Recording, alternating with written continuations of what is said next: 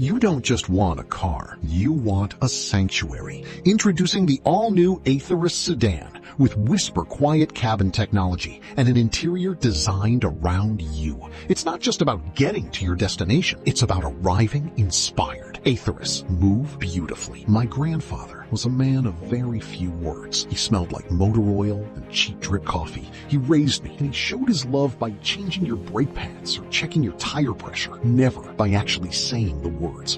When I was 15, my dad blew back into town. He drove a loud Mustang and talked a really big game. Suddenly, my grandpa's predictable life just felt suffocating.